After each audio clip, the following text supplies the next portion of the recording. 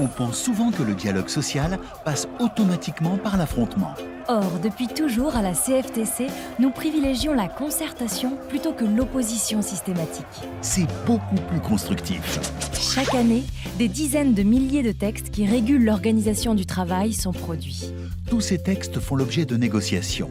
On peut dialoguer à 3 niveaux, interprofessionnel, par secteur professionnel et au niveau de l'entreprise.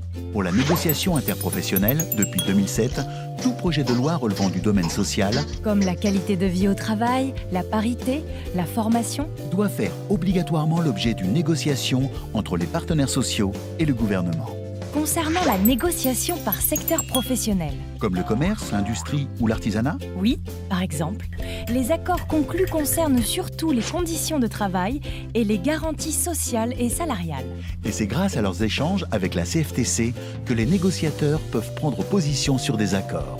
Et pour la négociation en entreprise, Le délégué est assuré du soutien juridique et technique de la CFTC. ces accords visent à adapter les règles prévues par le Code du travail aux besoins spécifiques des travailleurs dans l'entreprise.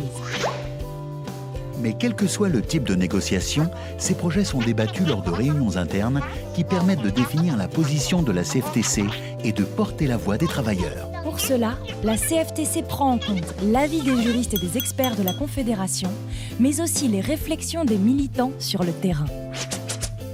Pour la CFTC, la signature des accords ne signifie pas la fin du dialogue. Au contraire. Les délégués CFTC vérifient la mise en place des décisions, apprécient si elles sont pertinentes et proposent des adaptations le cas échéant. Ils peuvent même revenir sur ces mesures ou même pousser leur expérimentation. Le dialogue social, c'est aussi des actions de prévention.